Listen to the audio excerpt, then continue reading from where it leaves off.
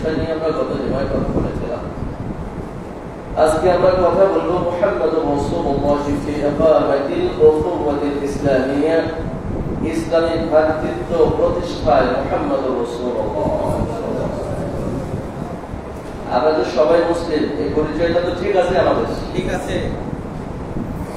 আমরা কি সবাই চাই যদি ইসলাম থেকে থাকো? আমরা জান্নাতি হই? অবশ্যই। তো ইসলাম থেকে থাকার জন্য ইসলামী ভ্রাতৃত্ব টিকিয়ে রাখা ফরজ। যতদিন ইসলাম ভ্রাতৃত্ব থাকবে ততদিন ইসলাম আর মুসলমানরা বিজয়ী হিসাবে থাকবে। যখন মুসলমানদের ইসলামী ভ্রাতৃত্বে বিচ্ছেদ হবে তখন মুসলমানরা আর বিজয়ী বেশে থাকবে না। এখন মুসলমানরা বিজয়ী না পরাজিত? সারা দুনিয়ার মুসলমানরা পরাজিত। কেন বলতে পারেন? সমস্যা কোথায়? আজকে আমরা সংখ্যায় কম আছি না বেশি আছি? অনেক আছি, অনেক আছি। আমাদের টাকা পয়সা অর্থবিত্ত তো কম নাই, কিন্তু আমরা পৃথিবীতে এরকম পরাজিত শক্তি কেন? তার জন্য সবচেয়ে বড় যে দায়টা আমাদের মাথায় চাপা, সেটা হলো আমরা ইসলামিক ভ্রাতৃত্ব রক্ষা করি। বেঈমানরা আমাদের ভ্রাতৃত্ব নষ্ট করার যে পরিকল্পনা করেছে সেখানে তারা সফল হয়েছে, আর আমরা ইসলামী ভ্রাতৃত্ব রক্ষা করতে ব্যর্থ হয়েছি। মুহাম্মদুর রাসূলুল্লাহ সাল্লাল্লাহু আলাইহি ওয়াসাল্লাম মদিনায় গিয়ে সর্বপ্রথম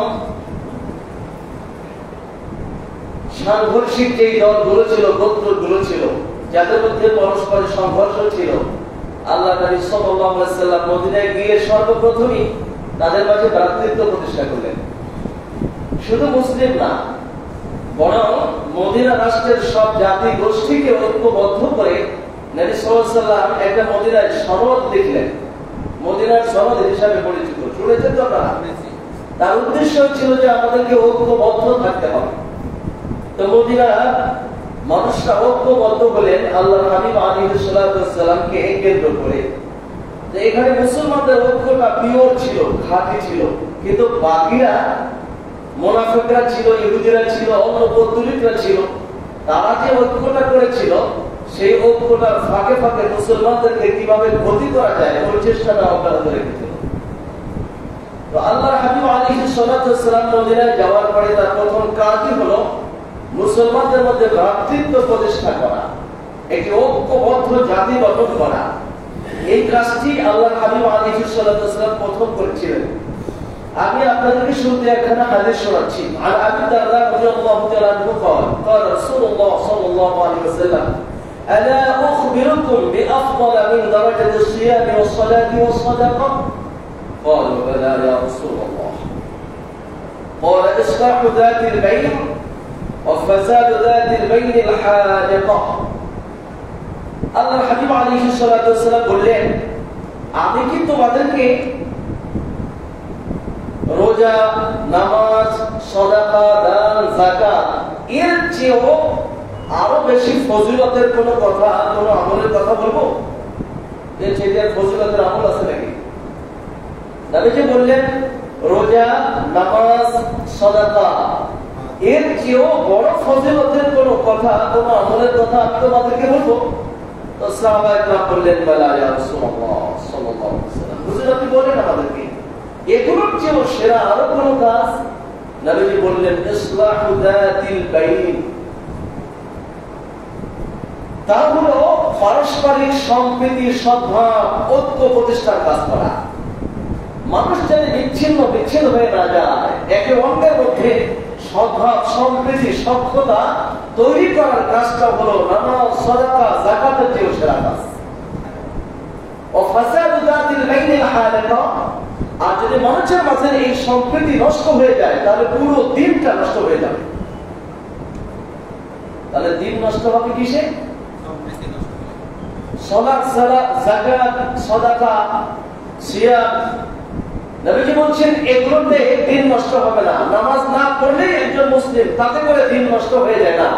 কিন্তু ওই মুসলিম যদি আর এক মুসলিম ভাইয়ের বিরুদ্ধে লাগে তাহলে দিন নষ্ট হয়। কথা বুঝে নাই? যে মানুষ নামাজ পড়ে নাই, যে মুসলিম, তাতে করে দিন সমাজ থেকে ধ্বংস হয়ে যাচ্ছে না। কিন্তু যদি কোনো মুসলিম জনগোষ্ঠীর বিরুদ্ধে লাগে তাহলে দিন ধ্বংস হয়ে যাবে। আমি কি বলছেন, নামাজ সালাত সিয়ামের চাইতেও ফজিলতের কাজ হলো ইসলাহু যাতিল বাইন, আমাদের মাঝে সম্প্রীতি প্রতিষ্ঠা করা। আর ফাসাদু যাতিল বাইন আল হালিকা, আর যদি তোমাদের পারস্পরিক সম্পর্ক নষ্ট হয়ে যায় তাহলে পুরো দিনটা ধ্বংস হয়ে যাবে, দিনটা শেষ হয়ে যাবে। সুতরাং আল্লাহর হাবিব আলাইহিস সালাতু ওয়াস সালাম আমাদেরকে বুঝাইলেন যে দিন টিকে থাকবে যদি আমাদের পারস্পরিক সম্প্রীতি টিকে থাকে। আর আমরা মুসলিমরা যদি একজন আরেকজনের দুশমন হয়ে যাই তাহলে দিন টিকবে না। আল্লাহর হাবিব আলাইহিস সালাতু ওয়াস সালাম মদিনায় গিয়ে সর্বপ্রথম যে কাজটি করলেন, মদিনায় যে মুসলমানরা জমা হলেন তাদের এক গ্রুপের নাম হলো মুহাজির। কি নাম বলেন? কি নাম? মুহাজির মানে হলো যারা মক্কার বাড়িঘর থেকে উচ্ছেদ হয়েছে, সমাজ সম্পদ থেকে উচ্ছেদ হয়েছে, শুধু দ্বীনের জন্য যারা মক্কার সব ছেড়ে মদিনায় চলে গেছে এদেরকে বলা হয় মুহাজির বা দেশ থেকে, ওনারা মদিনায় গিয়েছেন। দ্বিতীয় দল হলো আনসার মানে সাহায্যকারী। আনসার মানে যারা মদিনায় আছেন এই সব নিঃস্ব অসহায় দুস্থ বাস্তুচ্যুত মানুষগুলোকে যারা মদিনার মাটিতে আশ্রয় দিয়েছেন তাদেরকে বলা হয় আনসার বা সাহায্যকারী। আল্লাহ কোরআনে বলছেন, ইয়া আইয়ুহাল্লাযীনা আমানু কুনু আনসারাল্লাহ, ও ঈমানদাররা তোমরা আল্লাহর দ্বীনের সাহায্যকারী হয়ে যাও। আমরা দ্বীনের সাহায্য করতে প্রস্তুত আছি? তোমরা আল্লাহর দ্বীনের সাহায্যকারী হয়ে যাও। আল্লাহর দ্বীনের সাহায্যকারী না বলে আল্লাহ কথাটা বলেছেন কুনু আনসারাল্লাহ, তোমরা আল্লাহকে সাহায্যকারী হয়ে যাও। আল্লাহকে সাহায্য করবে কে? আবার আল্লাহকে সাহায্যের প্রয়োজন। আল্লাহকে সাহায্য মানে হলো আল্লাহর দ্বীনকে, যারা আল্লাহর দ্বীনকে সাহায্য করে তারা মূলত কাকে সাহায্য করে? আল্লাহকে সাহায্য করে। তো আমাদের প্রতি এটা আল্লাহ পাকের নির্দেশ যে আল্লাহর দ্বীনকে আমাদের সাহায্য করতে হবে। মদিনার বুকে যে মানুষরা ছিলেন তারা সম্পদশালী, মোটামুটি তারা স্থানীয় জনগণ, তাদের সম্পদ আছে, বাড়িঘর আছে, কিন্তু তাদের কাছে তাদের একদল ভাই বাস্তবিটা থেকে উচ্ছেদ হয়ে মক্কা থেকে চলে গেছেন। ওনাদের কি কিছু আছে? কেউ গেছেন বাড়িঘর শহর সম্পদ ছেড়ে, সব কেউ ছেলে মেয়ে স্ত্রী পর্যন্ত ছেড়ে চলে গেছেন, অথবা বিচ্ছেদ হয়ে গেছে স্ত্রীর সাথে দিনের কারণে। এই মানুষগুলো যে যে অবস্থার মুখোমুখি হয়েছে সবকিছু মেনে নিয়েছে ইসলামের জন্য, সবাই মদিনার মাটিতে গিয়েছে। এখন মানুষ কয় দল? মুসলমান দুই দল, এক দল স্বদেশী আর এক দল রিফিউজি। যদিও আমি এই কথাগুলো মুহাজিরদেরকে ছোট করার জন্য শরণার্থী বলছি না, তারা হিজরতকারী। হিজরতকারী আর শরণার্থী এক না। শরণার্থী যে কোনো কারণে শরণার্থী হতে পারে, কিন্তু হিজরত হয় তখনই যখন শুধু ইসলামের জন্য, দ্বীনের জন্য কেউ দেশ ত্যাগ করে চলে যায়। সুতরাং এই যে শরণার্থীরা ওখানে গিয়েছেন তারা শরণার্থী না মুহাজির? ওনারা ওখানে গিয়েছেন। এখন মুহাজিররাও মুসলিম, আনসাররাও মুসলিম। আল্লাহর হাবিব আলাইহিস সালাতু ওয়াস সালাম তাদের মাঝে ভ্রাতৃত্ব তৈরি করে দিলেন। এখন একজনকে বললেন, এই তুমি আব্দুল্লাহ, এই একজন আব্দুর রহমান, তোমরা দুজন ভাই। নবীজি সাল্লাল্লাহু আলাইহি ওয়াসাল্লাম ধরে ধরে এক মুহাজিরকে আর এক আনসারের ভাই বানায় দিয়েছেন। এই ভাইদের মধ্যে একজন মদিনার প্রতিষ্ঠিত মানুষ, উনি হচ্ছেন আল্লাহর হাবিবের সাহাবী সাআদ বিন রবিয়া, মদিনার আনসার। আরেকজন মক্কা থেকে হিজরত করেছেন, এই মুহাজির হচ্ছেন আব্দুর রহমান ইবনে আউফ। আল্লাহর হাবিব আলাইহিস সালাতু ওয়াস সালাম দুজনের মধ্যে ভ্রাতৃত্ব সৃষ্টি করে দিলেন। আমাদের দেশে কিছু মানুষ বলে না, ও আমার ধর্মের ভাই। আছে না দেশে? কেউ ধর্ম বলা বানায়, ধর্ম মেয়ে বানায়, ধর্ম ভাই বানায়, তাই না? হ্যাঁ, ধর্ম ভাই আসলে মুমিনরা সবই একে অন্যের ধর্মীয় ভাই। কি ভাই? দ্বীনি ভাই। আল্লাহ নিজে কোরআনে বলেছেন, ইন্নামাল মুমিনুনা ইখওয়াতুন ফাসলিহু বাইনা আখাওয়াইকুম ওয়াত্তাকুল্লাহ। মুমিনরা সব একে অন্যের ভাই। কারা? শব্দ শুনেন, কারা ভাই?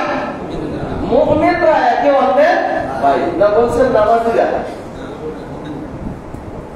হজ আদায়কারীরা, যাকাত দাতারা, জামাত ইসলামরা একে অন্যের ভাই, তো হিজবুল্লাহরা একে অন্যের ভাই, ইসলামী আন্দোলনের লোকরা একজন অন্যের ভাই, বিএনপির লোকরা একজন অন্যের ভাই। নবী সাল্লাল্লাহু আলাইহি ওয়াসাল্লাম এই সব জাতীয় আসাবিয়া, সাম্প্রদায়িকতা, গোত্র প্রীতি, দল প্রীতি, অঞ্চল প্রীতিকে মাটির সাথে মিশিয়ে দিয়েছেন। নবী সাল্লাল্লাহু আলাইহি ওয়াসাল্লাম আরাফার ময়দানে ভাষণ দিতে গিয়ে বলেছেন,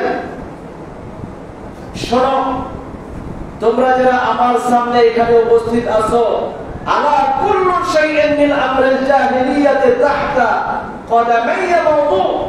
শোনো শোনো, জাহিলি যুগের যত রীতি নীতি ছিল সব আমি আমার পায়ের নিচে দাফন করে দিলাম। জাহিলি যুগে এই আসাবিয়াত ছিল, গোত্র প্রীতি ছিল, সম্প্রদায়ের প্রীতি ছিল, আঞ্চলিক প্রীতি ছিল, জাতীয়তাবাদ ছিল। আমাদেরকে পৃথিবীতে এখন জাতীয়তাবাদ শেখানো হয়। মুসলমানদের জাতীয়তাবাদ একটাই, সেটা হলো ইসলামী জাতীয়তাবাদ। আমাদেরকে যখন বেঈমানরা জাতীয়তাবাদ শিখিয়েছে, তখন আমরা শিখেছি একটি মুসলিম আরেকটি মুসলিমের দুশমন হতে, এক জাতি আরেক জাতির দুশমন হতে, এক রাষ্ট্র আরেক রাষ্ট্রের দুশমন হতে শিখিয়েছি। আল্লাহ নবী সাল্লাল্লাহু আলাইহি ওয়াসাল্লাম এই সবগুলোকে আরাফার ময়দানে তার দুই পায়ের নিচে দাফন করে দিয়েছিলেন। সেগুলোকে আবার চাঙ্গা করলো কারা? আমাদের দুশমনরা সব চাঙ্গা করেছেন। আল্লাহর হাবিব আলাইহিস সালাতু ওয়াস সালাম এই দুজন সাহাবী আব্দুর রহমান ইবনে আওফ এবং সাআদ বিন রাবি দুজনের মাঝে ভ্রাতৃত্ব প্রতিষ্ঠা করে দিলেন। বললেন, এরা একজন আরেকজনের ভাই। ও সাআদ, তোমার ভাই হচ্ছে আব্দুর রহমান। ওরে আব্দুর রহমান ইবনে আওফকে বললেন, ভাই আব্দুর রহমান, তুমিও মুসলিম, আমিও মুসলিম, তুমি ভিটা বাড়ি থেকে উচ্ছেদ হয়ে আমার দেশে এসেছো, আমার বাড়িতে এসেছো। আজ আমার সম্পত্তির অর্ধেকটার মালিক তুমি, অর্ধেকটার মালিক আমি। সুবহানাল্লাহ বলুন। সুবহানাল্লাহ। তো শুনতেছেন কথা? এই কথা তো আছে তো? হ্যাঁ, আজকের আমার সম্পদের অর্ধেকটার মালিক আমি, অর্ধেকটার মালিক তুমি। আমার দুজন স্ত্রী আছে, দেখো তোমার কোনটাকে পছন্দ হয়। যেটাকে তুমি পছন্দ করবে আব্দুর রহমান, আমি, তুমি আমার মুসলিম ভাই, তোমার স্ত্রী নাই, সব ছেড়ে চলে এসেছো মদিনায়, আমি সেই স্ত্রীকে তালাক দিব, ইদ্দত শেষে তুমি তাকে বিবাহ করে দেবে। এই ইতিহাস, এই ভ্রাতৃত্ব প্রতিষ্ঠা করেছিলেন মুহাম্মদুর রাসূলুল্লাহ। আর সেই কারণে অল্প মুসলমানের বিজয় হয়েছিল, আর 200 কোটি মুসলমান আজ সেই ভ্রাতৃত্ব ভুলে পরাজিত। এটি বাস্তব। আব্দুর রহমান ইবনে আওফ বললেন, ভাই, আমি তোমার জন্য বোঝা হতে আসি। তুমি আমার ভাই, সে কথা ঠিক। তুমি আমাকে মদিনার বুকে বাজার দেখিয়ে দাও, কোন বাজার গিয়ে আমি ব্যবসা করতে পারি। সুবহানাল্লাহ। আমি তোমার উপরে বোঝা হয়ে থাকতে চাই না। বনি কাইনুকার বাজারের সন্ধান দিলেন, যে ওখানে বাজার আছে। তিনি বাজারে গিয়ে ব্যবসা শুরু করে দিলেন। একদিকে দিনের কাজ চলে, অপরদিকে আবার ব্যবসা বাণিজ্য করে। যে সাহাবীরা দিন-রাত যুদ্ধের জন্য ব্যস্ত থাকতেন, তারাই আবার জীবিকার জন্য কারো কাছে হাত পাততেন না, বরং ব্যবসার জন্য বাজারে চলে যেতেন। আর আমরা একটা অকর্মণ্য জাতি তৈরি করেছি, যাদের ব্যবসা বাণিজ্য কিছু নাই, কোটি কোটি টাকা মালিক হয় মানুষের সম্পদ লুট করে, অন্য মুসলমানের অধিকার নষ্ট করে। আর তারা বলতেন, ভাই, তোমার উপরে কেন বোঝা হতে যাবো? বনি কাইনুকার বাজার থেকে আনিলেন, তিনি ব্যবসা করলেন, কিছুদিনের মধ্যে স্বাবলম্বী হয়ে গেলেন। এক ভাই আর এক ভাইকে সহযোগিতা করতেন, ভিক্ষার জন্য না স্বাবলম্বী হওয়ার জন্য? এটা করে দিয়েছেন। কয়েকদিন পরে তিনি বিবাহ করেছেন, টাকা পয়সা উপার্জন করে। কিন্তু মুহাজির যে অফারটা দিয়েছেন, তাকে পৃথিবীতে দেওয়ার মতো এখন কেউ আছে? সেই মুসলিমরা তো এখন বরং আরেকজন দুর্বলের স্ত্রী সুন্দর হলে, সুন্দরী হলে বরং বর্ণায় টাকা দিয়ে ফুসলাইয়া ওই মুসলমান স্ত্রী নিয়ে চলে যায়। আছে না? তো একটা দুইটা ঘটনা কি এটা? এটাই তো ঘটছে। রব্বুল আলামিন এটা সবচেয়ে বড় নিয়ামত আমাদের উপরে, যে তিনি আমাদেরকে ভাই ভাই বানায় দিয়েছেন। আলহামদুলিল্লাহ বলেন। আল্লাহ পবিত্র কোরআনে বলেছেন, ওয়াজকুরু নি'মাতাল্লাহি আলাইকুম। ও মুসলিম উম্মাহ, আমি আল্লাহর নিয়ামত তোমাদের উপরে, সেটাকে মনে রেখো। ইয কুনতুম আ'দাআন ফাআল্লাফা বাইনা কুলুবিকুম, তোমরা পরস্পরের দুশমন ছিলে। মদিনার আওস খাজরাজের মধ্যে যুদ্ধ চলছিল, যুগের পর যুগ। একজন আরেকজনের দুশমন ছিলেন। ফাআল্লাফা বাইনা কুলুবিকুম, অতঃপর আল্লাহ পাক তোমাদের হৃদয়ের মধ্যে হৃদ্যতা, ভালোবাসা তৈরি করে দিয়েছেন। আলহামদুলিল্লাহ বলেন। কোন মানুষের দিলে অন্য কোন মানুষের পক্ষে ভালোবাসা সৃষ্টি করা সম্ভব না। ভালোবাসা দেয় কে? আল্লাহ। ফাসবাহতুম বিনি'মাতিহি ইখওয়ানা, সেই দুশমন মানুষগুলো যারা একে অন্যের দুশমন ছিলেন, আল্লাহর নেয়ামতে তোমরা একে অন্যের ভাই হয়ে গেলে। আলহামদুলিল্লাহ। সেই দুশমনগুলো কি হয়েছে? ভাই হয়ে গেছে। অকুনতুম আলা শাফা হুফরাতিন মিনান নার, তোমরা একে অন্যের দুশমন হয়ে ধ্বংসের গর্তের কিনারে ছিলে। পুরো জাতি, পুরো মানবতা ধ্বংসের গর্তের কিনারে ছিলে। ফাআনকাযাকুম মিনহা, আল্লাহ তোমাদের মধ্যে ইসলামী ভ্রাতৃত্ব সৃষ্টি করে তোমাদেরকে ধ্বংস থেকে বাঁচিয়েছেন। আল্লাহ তার নবীকে বলেছেন, ওয়া আল্লাফা বাইনা কুলুবিকুম, অমুসলিমরা আল্লাহ নিজে তোমাদের হৃদয়ের মধ্যে সম্প্রীতি সৃষ্টি করে দিয়েছেন। লাউ আনফাকতা মা ফিল আরদি মা জামিআন মা আল্লাফতা বাইনা কুলুবিকুম, ও নবী আপনি গোটা দুনিয়ার সব সম্পদ ব্যয় করেও এই সব সাংঘর্ষিক মানুষ, একে অন্যের দুশমন, তাদের মধ্যে আপনি সদ্ভাব সম্প্রীতি পয়দা করতে পারতেন না। সম্ভব ছিল না। এমনও বহু সালিশি আছে যার কোনোভাবেই সমাধান হয়। আমি জীবনে বাইসে থাকতে ওর সাথে সমঝোতা হবে না, আছে কিনা? আল্লাহ বলছেন, নবী সারা দুনিয়ার সব সম্পদ ব্যয় করেও আপনি এদের মাঝে সম্প্রীতি তৈরি করতে পারতেন না, পারতেন না। বরং ওয়ালাকিন্নাল্লাহ আল্লাফা বাইনাহুম, আল্লাহ নিজেই তাদের মধ্যে সম্প্রীতি সৃষ্টি করে দিয়েছেন। আপনিও পারতেন না। সেই যে যুদ্ধে এক গ্রুপের হাতে আরেক গ্রুপের বাবা, ছেলে, ভাই, চাচা সব খুন হয়েছে, আর তাদেরই একজন সন্তানের সাথে ওই গ্রুপের সাথে ভালোবাসা সৃষ্টি এত সহজ? হ্যাঁ, আমাদের দেশ যতদিন আছে ততদিন মুক্তিযোদ্ধা রাজাকারের সম্পর্ক হবে? হবে না, পারবেন না। পৃথিবীর কারো পক্ষে সম্ভব না। কিন্তু আল্লাহ বলছেন, সারা দুনিয়া সব সম্পদ ব্যয় করেও এই সব মানুষের মাঝে সম্পর্ক, সদ্ভাব, সম্প্রীতি তৈরি করতে পারতেন না। আল্লাহ নিজ দায়িত্বে ভালোবাসা তৈরি করে দিয়েছেন। এটা ঈমানের কারণে। কিসের কারণে? ঈমানের কারণে আল্লাহ পাক ভালোবাসা তৈরি করে দিয়েছেন। আল্লাহর হাবিব আলাইহিস সালাতু ওয়াস সালামের সাহাবীরা আনসাররা বলছেন, হুজুর মদিনায় যে সব মুহাজিররা এসেছে, আমাদের অনেক খেজুরের বাগান আছে, আপনি সবগুলো আমাদের মাঝে সমভাবে বন্টন করে দেন। আমরা অর্ধেকের মালিক থাকি, মুহাজিরের অর্ধেকের মালিক থাকি। সুবহানাল্লাহ। এটা প্রস্তাব দিচ্ছে। আল্লাহ নবী সাল্লাল্লাহু আলাইহি ওয়াসাল্লাম এই প্রস্তাব ডিনাই করেছেন। মুহাজিররা ডিনাই করেছেন যে না, আমরা সেটা নিতে রাজি না। এরপরে আনসাররা বললেন, শোনো, তোমরা তো এই দেশে কি করবা? অসহায় মানুষগুলো এসেছো, আমাদের জমি জমা আছে, আমাদের বাগবাগিচা আছে, বাগান আছে, তোমরা ওইগুলোতে যতটুকু পারো আমাদেরকে কৃষি কাজে সহায়তা করো। তো ওনারা বড় বড় জমিদারের কৃষি ক্ষেত্রে মোটামুটি গিয়ে কেউ কেউ কিছু কিছু কাজে সহায়তা করেছেন। যখন ফসল এসেছে তখন ওই ফসল ভাগ করে অর্ধেক দিয়েছে জমির মালিক, আর অর্ধেক দিয়ে দিয়েছে ওই মুহাজিরকে। বলছে, ভাই এটা কি করলে? বললে, ওই যে তুমি আমার জমিনে শ্রম দিয়েছো আর আমি জমিনের মালিক, অতএব অর্ধেকটা তুমি পেয়ে গেছো। সুবহানাল্লাহ। হিসাব নিকাশ নাই, অর্ধেকই পায়, দিয়ে দিয়েছেন।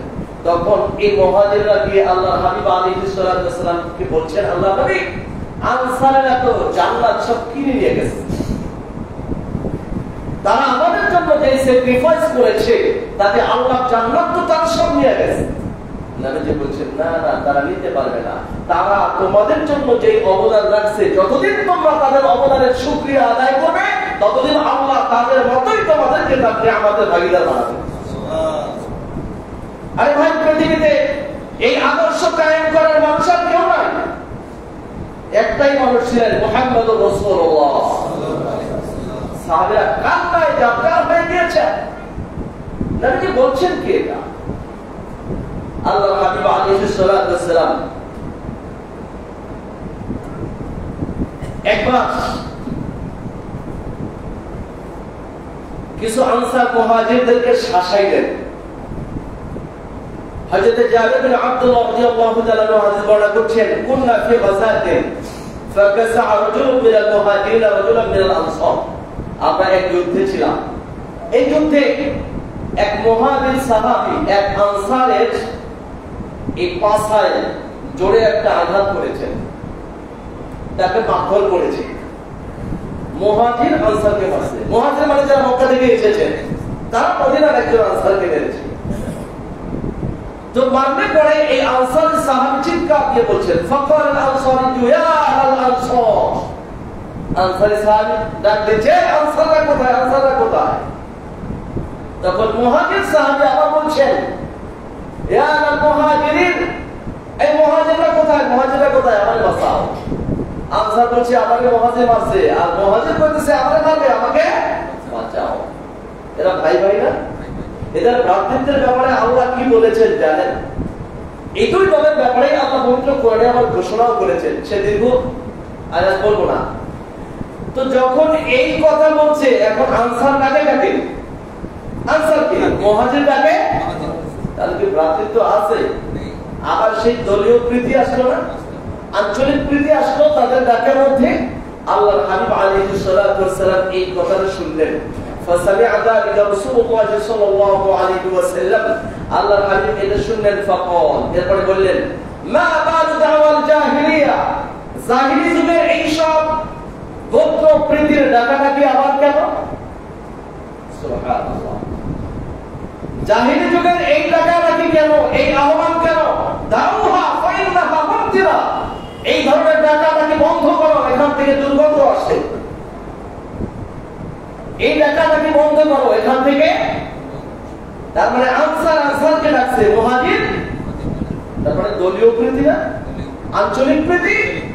বলছে, হাই মুসলিম, মুহাজির আর আনসার তো আলাদা করে ইসলাম দেখে না, সবাই তো ভাই ভাই। তুমি কেন ডাকলে তোমার আনসারকে, তুমি কেন মুহাজিরকে ডাকলে? এটা জাহিলি যুগের ডাকাডাকি। কিসের ডাকাডাকি? আজও কি দলীয় ভাবে এরকম ডাকাডাকি আছে নাকি নাই? আছে।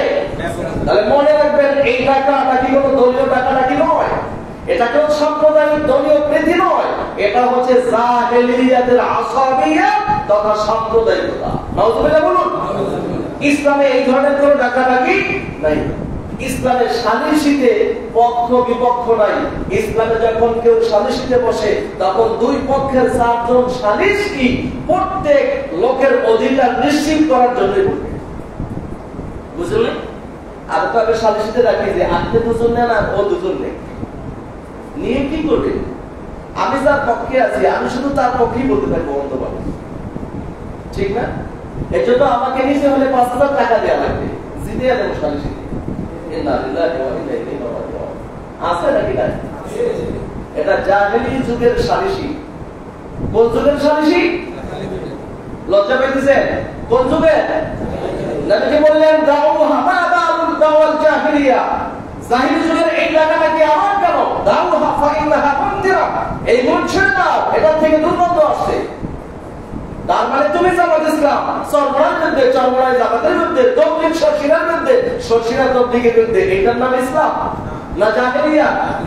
আপনি আপনার দলকে ভালোবাসবেন, এটা কথা নয়। আপনি সবার আগে মুসলিমকে ভালোবাসবেন। কাকে ভালোবাসবেন? আপনি আপনার পীরকে ভালোবাসার মানে আরেকজনকে গালি দিবেন? আপনি আপনার দলকে ভালোবাসার মানে আরেকজনকে ধ্বংস করে দিবেন? এই ডাকাডাকি হলো জাহেলিয়ার ডাকাডাকি। আল্লাহর হাবিব বললেন, বন্ধ করে দাও এটা।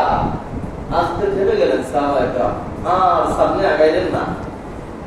আল্লাহর হাবিব আলাইহিস সালাতু ওয়াস সালাম আবার একদিন আনসারদেরকে শাসাইলেন,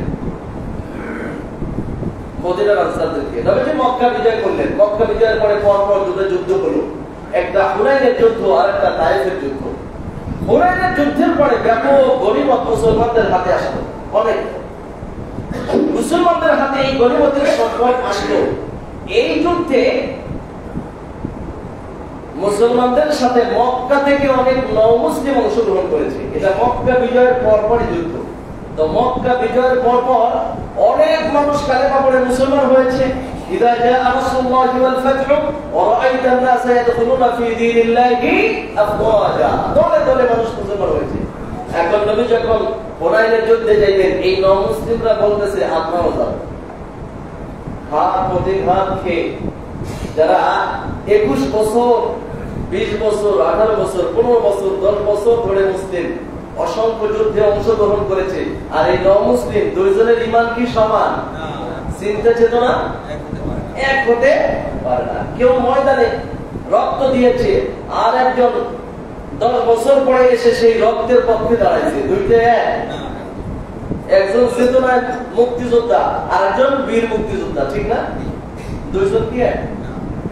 এখন এই নমুসলিম যারা, এরাও হুনাইনের যুদ্ধে অংশগ্রহণ করেছেন, ব্যাপক সম্পদ আছে। নবী সাল্লাল্লাহু আলাইহি ওয়াসাল্লাম এই যুদ্ধে নমুসলিমদেরকে সব সম্পদ দিয়ে দিলেন, আনসারদেরকে কিছু দিলেন না। বুঝলেন নাকি কেন দিলেন?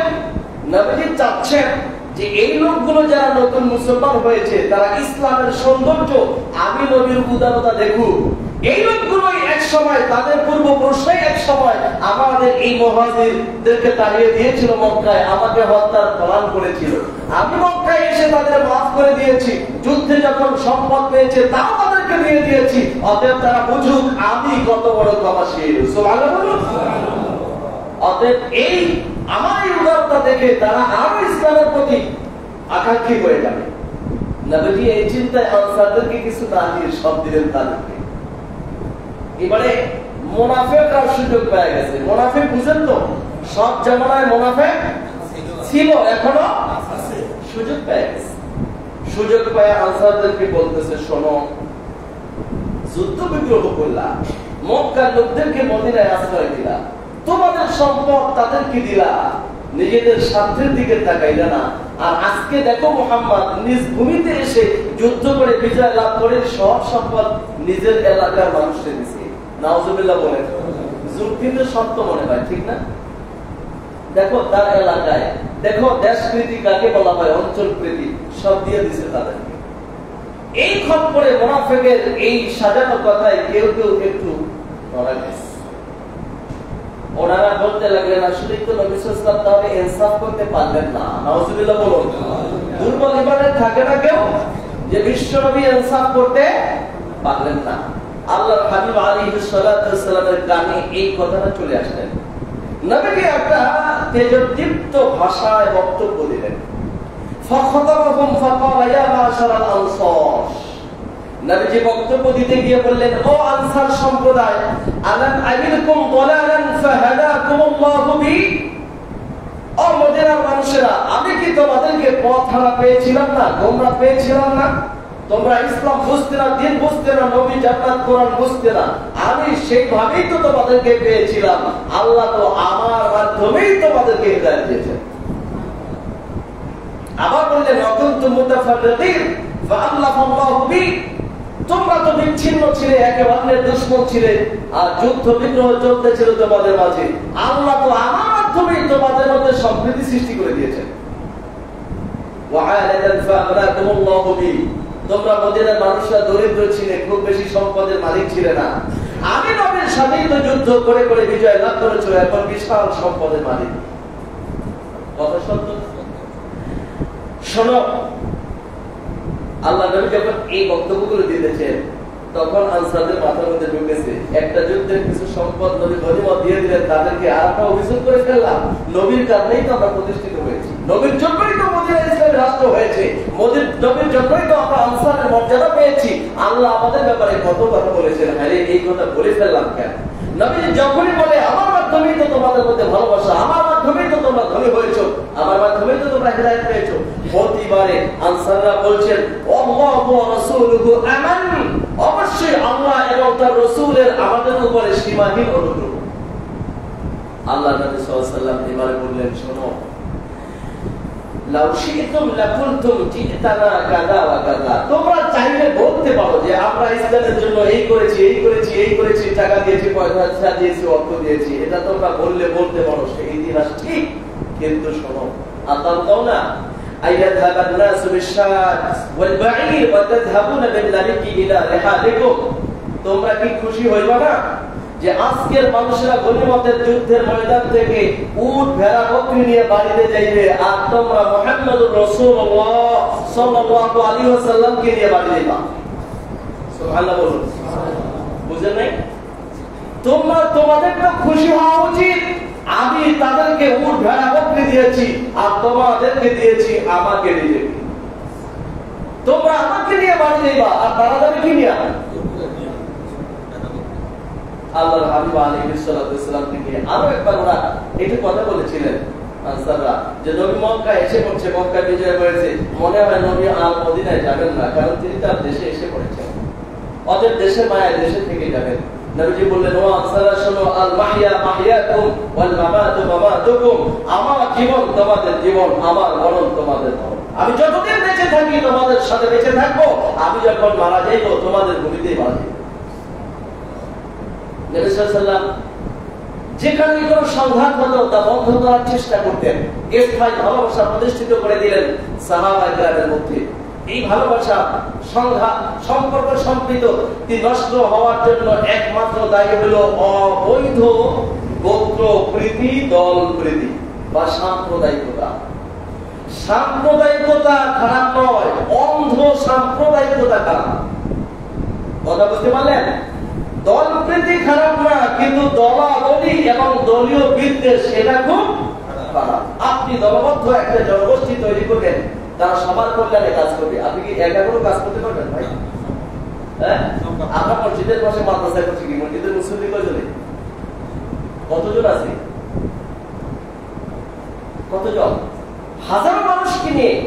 সুতরাং দলবদ্ধ থাকা এটা তো আমার মসজিদ সাথে আছে, জুমাতে জানান করবেন, হাজিদের কল্যাণ। আল্লাহর হাবিব আলাইহিস সালাতু ওয়াসসালাম বলেছেন, লাইসা মিন্না মান দাআ ইলা আসাবিয়্যাতিন, যারা সাম্প্রদায়িকতার দিকে মানুষকে ডাকে। কিসের দিকে? সাম্প্রদায়িকতার দিকে, দলীয় প্রীতির দিকে, গোত্র প্রীতির দিকে, জাতীয়তাবাদের দিকে যারা মানুষকে ডাকে, অবৈধ সাম্প্রদায়িকতার দিকে যারা মানুষকে ডাকে, আল্লাহর নবী আলাইহিস সালাতু ওয়াসসালাম বলছেন তারা মুসলিম নয়, তারা মুসলিম নয়। লাইসা মিন্না মান দাআ ইলা আসাবিয়্যাতিন, যারা সাম্প্রদায়িকতার দিকে, গোত্র প্রীতির দিকে মানুষকে ডাকে, তারা মুসলিম নয়। লাইসা মিন্না মান কাতালা আলা আসাবিয়্যাতিন, তারা মুসলিম নয় যারা সাম্প্রদায়িকতার জন্য লড়াই করে, যারা দলীয় প্রীতির জন্য লড়াই করে, গোত্র প্রীতির জন্য লড়াই করে, তারা মুসলিম নয়। লাইসা মিন্না মান মাতা আলা আসাবিয়্যাতিন, এই জাতীয় গোত্র প্রীতি বা সাম্প্রদায়িকতা নিয়ে যারা মারা যাবে তারা মুসলিম নয়। নাউযুবিল্লাহ বলুন। হাদিসটার ভয়াবহতা বুঝলেন কি? অতএব গোত্র প্রীতি না ইসলাম প্রীতি? ইসলাম প্রীতি। মুসলিম উম্মাহ কোনদিন দলীয় অন্ধত্ব ধারণ করতে পারে না, গোত্রীয় অন্ধত্ব ধারণ করতে পারে না, সাম্প্রদায়িকতা অথবা আঞ্চলিক জাতীয়তাবাদ এটা মুসলমানরা ধারণ করতে পারে না। মুসলমানদের ভ্রাতৃত্ব বিশ্বময়। কতদূর? বিশ্বময়। মুসলমানদের পরিচিতি ইন্নামাল মুমিনুনা ইখওয়া, পৃথিবীর যেখানে যে ঈমানদার আছে সেই আমার ভাই, সে আমার কি ভাই। অন্য দলের হলে শত্রু ভাই, অন্য দলের মুসলিম হলে সেও ভাই বা শত্রু ভাই। আল্লাহর হাবিব আলাইহিস সালাতু ওয়াসসালাম এই কথা বলে দিলেন সূরা আবি দাউদের 5121 নম্বর হাদিস।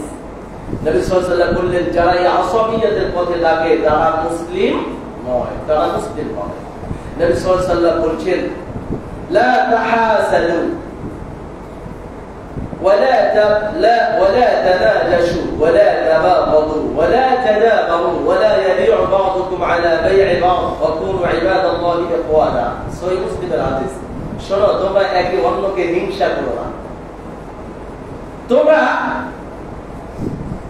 একে অন্যের বিক্রয়ের উপরে দাম বাড়ায় দিও না, তোমরা একে অন্যের সাথে বিদ্বেষ পোষণ করো না, তোমরা একে অন্যের সাথে সম্পর্ক ছেদ করো না। একজন বিক্রি করতেছে, সেই বিক্রির উপরে তুমি গিয়া বিক্রির জন্য মাল পেশ করিও না। ওয়াকুনু ইবাদাল্লাহি ইখওয়ানা, বরং তোমরা সব আল্লাহর গোলাম ভাই ভাই হয়ে যাও। আমরা কার গোলাম? তোমরা সব আল্লাহর গোলাম ভাই ভাই হয়ে যাও। একে অন্যকে হিংসা করো না, একে অন্যের সাথে দুশ্মনী করো না। একজন বাজারে কেনাবেচা করতেছে, আমি বলতেছি ভাই মাছ কত? কয় 700 টাকা। 600 টাকায় দেন, আর 2 টাকা দেন আছে না? বলছে না না, একজন দাম ভাগাচ্ছে, তার উপরে দাম ভাগিও না। আবার একজন বিক্রি করছে, হুজুর মাছ দিবেন? হ্যাঁ, কত কেজি? 400 টাকা। পাশের দিকে একজন হুজুর আমার টাকা 350 টাকা। বলে তো এই দুই লোকের সাথে সম্প্রীতি বাড়বে না কমবে? নবীজি বলছেন বাজার ঘাটে পর্যন্ত কেন বেচাও গিয়ে তোমরা, তোমাদের সম্প্রীতি নষ্ট হয় এমন কাজগুলো করিও না, বরং যদি তোমরা এই সম্প্রীতি রক্ষা করে চলো তাহলে তোমাদের কি হবে? আল্লাহ পাক রব্বুল আলামিন নিজে হাদিসে কুদসিতে কিছু বক্তব্য দিয়েছেন।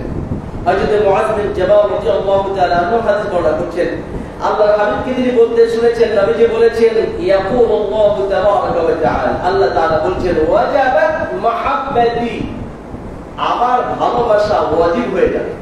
কার ভালোবাসা? আল্লাহ বলছেন আমার ভালোবাসা ওয়াজিব হয়ে যাবে লিল মুতাহাব্বিনা ফিয়া, যারা শুধু আমাকে কেন্দ্র করে একজন আরেকজনকে ভালোবাসে।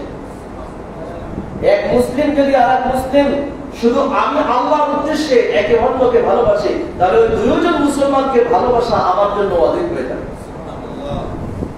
ওয়াল মুতাজালিসিনা ফিয়া, যারা আমাকে কেন্দ্রিক একে অন্যের সাথে বৈঠকে বসে, আল্লাহ দ্বীনের জন্য ইসলামের জন্য যারা একে অন্যের সাথে বৈঠকে বসে, দ্বীনি আলোচনা চালায় শুধু আল্লাহর দ্বীন প্রতিষ্ঠার জন্য, আল্লাহ বলছেন যারা একত্রে বসে এই দ্বীন প্রতিষ্ঠার জন্য পরামর্শ করবে, ওই লোকগুলোকে ভালোবাসা আমার জন্য ওয়াজিব হয়ে যায়। সুবহানাল্লাহ।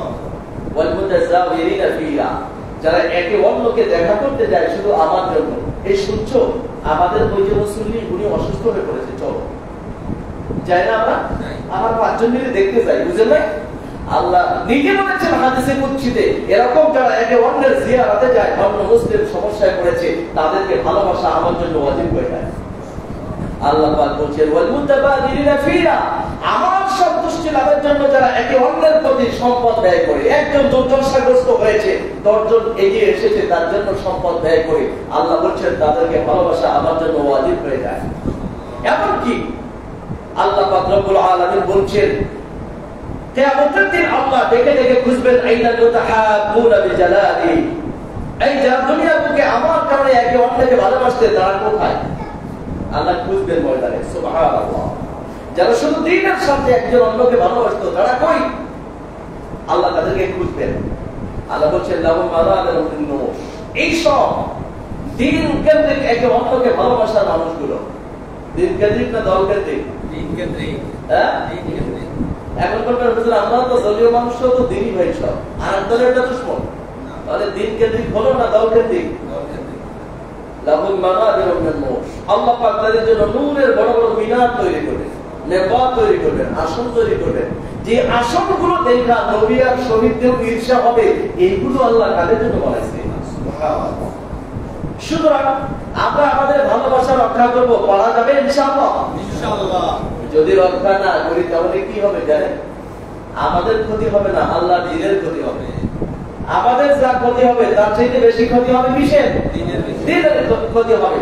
একখানা হাদিস শোনাচ্ছি, আল্লাহর হাবিব আলাইহিস সালাতু ওয়াস সালাম বলেছেন সূরা তিরমিজির হাদিস, ইন্নান নাবিয়্য সাল্লাল্লাহু আলাইহি ওয়াসাল্লাম قال দাব্বা ইলাইকুম দারুল উমামি ক্বাবলাকুম আল হাসাদ ওয়াল বাগদা, ও আমার জাতি, আগেকার জাতির যেই রোগগুলো এগুলো তোমাদের মধ্যে সংক্রামিত হচ্ছে, আগের জাতির রোগগুলো তোমাদের মধ্যে সংক্রামিত হচ্ছে।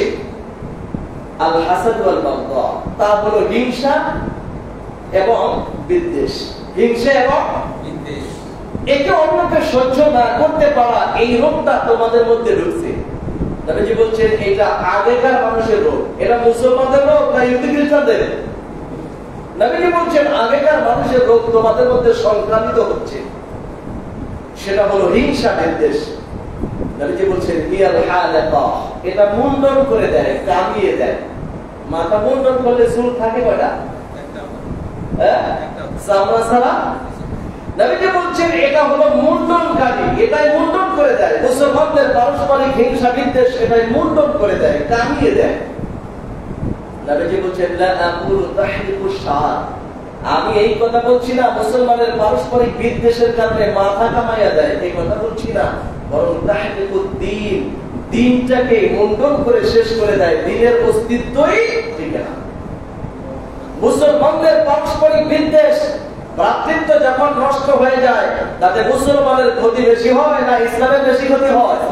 বলছেন এতে ইসলামের মুন্ডন হয়ে যায়, ইসলামের অস্তিত্ব খতম হয়ে যায়।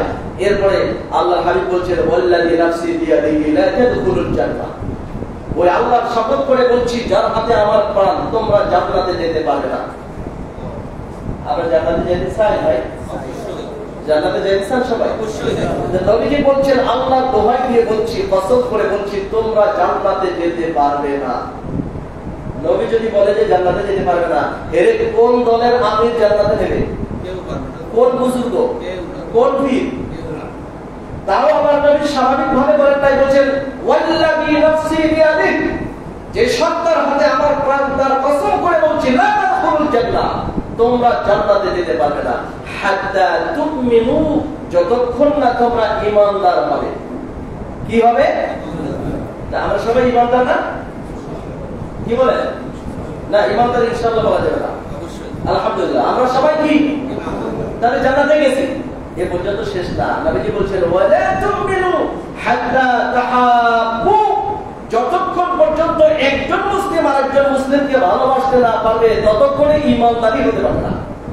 তাহলে জান্নাতে যাওয়ার জন্য শর্ত হলো ঈমান। জান্নাতে যাওয়ার শর্ত কি? ঈমান। আর ঈমানের শর্ত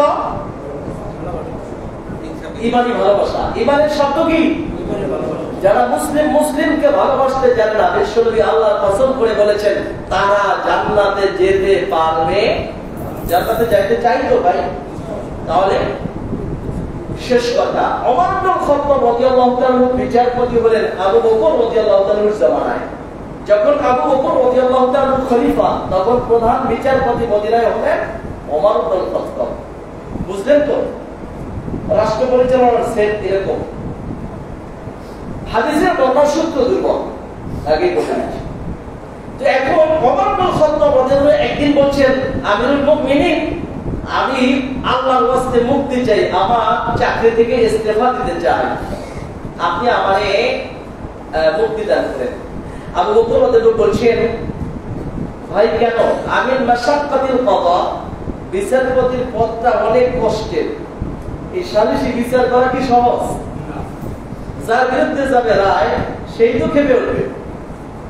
বলছি এইটার যে কষ্ট কেলেস, এটার জন্য তকদুবুল ইয়াফা আপনি এই অব্যাহতি যাচ্ছেন। উনি বলছেন লা ইয়া খলিফাত রাসূলিল্লাহ, আল্লাহর রাসূলের খলিফা, বিচারের কাজ কঠিন সেজন্য না, ওয়ালাকিন লা হাজাত আলী ইনদা কওমিল মুমিনিন, বরং আমার মতো বিচারকের কোন প্রয়োজন মুমিন সম্প্রদায়ের নাই। সুবহানাল্লাহ বলেন। যেই জাতি ঈমানদার তাদের জন্য আমার মতো বিচারকের প্রয়োজনই। বলছি ঈমানদারদের বিচারক লাগে না, কারণ ঈমানদারদের বড় আদালত কোনটা বলেন? তিনি বলছেন যে আমিরুল মুমিনিন শোনেন, আরাফা কুল্লু মিনহুম মা লাহু মিন হাক্কিন ফালাম ইয়াতলুব আকসারা মিনহু। ঈমানদার জাতি আল্লাহর নবীর হাতে প্রত্যেকে তার অধিকার জানে যে আমার কতটুকু পাওনা, তার চেয়ে একটু বেশি কেউ গ্রহণ করে না। দুই, ওয়ামা আলাইহি মিন ওয়াজিবিন ফালাম ইউকাসসির ফি আদাইহি, প্রত্যেকে তার দায়িত্ব বোঝে, সে দায়িত্ব পালনে একটু ত্রুটি করে না। সুবহানাল্লাহ। অধিকারের চেয়ে বেশি একটু দেয় না, দায়িত্ব যা আছে তা পালনে একটু ত্রুটি করে না। আহাব্বা কুল্লু মিনহুম লিআখিহি মা ইউহিব্বু লিনাফসিহি, প্রত্যেকটা মুসলমান নিজের জন্য যা পছন্দ করে অন্য মুসলমানের জন্য তাই পছন্দ করে। ইযা ওয়াবা আহাদুকুম তাফাক্কাদুহু, যদি কেউ তাদের হারিয়ে যায়, সন্ধান পাচ্ছে না, তাহলে সবাই মিলে তাকে খোঁজ করে বের করে। আলহামদুলিল্লাহ বলেন। আর মুসলমানরা এখন গুম করে ফেলায়, তার হদিস পাওয়া। বলছে কেউ যদি হারিয়ে যায়, গুম হয়ে যায়, তাহলে সবাই মিলে তাকে খুঁজে বের করে। দুই, ইদা মারাদা আদুহু, তাদের একজন যদি অসুস্থ হয়ে পড়ে, সবাই মিলে তার সেবা করে। ওয়া ইদা ইফতাকারা আ'ানুহু, কেউ যদি কোনো কারণে দরিদ্র হয়ে যায়, তাহলে ধনীরা সবাই মিলে তাকে সাহায্য করে। ওয়া ইদা উসিবা ওয়াসুহু, যদি কেউ কোনো কারণে আক্রান্ত হয়ে যায়, বন্যা বলেন, দুর্ঘটনা বলেন, কোন কারণে আক্রান্ত হচ্ছে, সবাই তার কাছে গিয়ে দাঁড়িয়ে সহমর্মিতা জানায়। আর দীনুকুমুন নাসিহা, তাদের ধর্মটা হলো কল্যাণ কামনার ধর্ম। তাদের ধর্ম কি? কল্যাণ কামনার ধর্ম। অখুলুকুহু, আর তাদের চরিত্র হলো বিল মারুফ ওয়ান নাহয়ু আনিল মুনকার, প্রত্যেকটা মানুষ ভালো কাজের আদেশ করে, অন্যায় কাজে বাধা দেয়। ফাফি বা ইহতাসিবুন, এই যেই জাতির চরিত্র বলে তারা আদালতে মামলা করবে কেন? সুবহানাল্লাহ বলুন। যেই জাতির প্রত্যেকটি মানুষের এই চরিত্র, তারা আদালতে মামলা করবে কেন? এজন্য 1 বছর হয়েছে মামলা আদালতে আসে না। আর আমাদের দেশে বর্তমানে 43 লক্ষ মামলা আছে এই 56,000 বর্গ মাইলের ছোট্ট দেশে। তার ম্যাক্সিমাম মুসলমানের বিরুদ্ধে দিয়েছে। এগুলো সব সত্য তো? আমাদের জান্নাতের রাস্তা নামাজ রোজার কারণে তো সহজ হয়ে গেছে নাকি? শুরুর হাদিস মনে আছে? নামাজ রোজা যাকাত দিয়ে জান্নাত না সম্প্রীতি দিয়ে জান্নাত। আল্লাহর হাবিব আলাইহিস সালাতু ওয়াস সালাম আমাদের মাঝে, মুসলিম উম্মার মাঝে এই ভালোবাসা প্রতিষ্ঠিত করেছিলেন বিদায়ী মুসলিম সমাজে একটা শান্তি এসেছিল, আর মুসলিম জাতি গোটা দুনিয়া বিজয় করেছিল। যেদিন মুসলমানরা বিজাতির খপ্পরে পড়ে তাদের সম্প্রীতিকে, গোত্র প্রীতি, দল প্রীতি, জাতীয়তাবাদ আর আঞ্চলিক মতবাদের পিছনে লেগেছে, সেদিন থেকে মুসলমান ধ্বংস হতে শুরু করেছে। এটাই বাস্তব। আল্লাহ আমাদের এখান থেকে হেফাজত করে। আমাদের একটা ভাই, আপনারা তো সবাই চিনবেন, ইব্রাহিম নামে নাকি? বাদল ভাই আছে?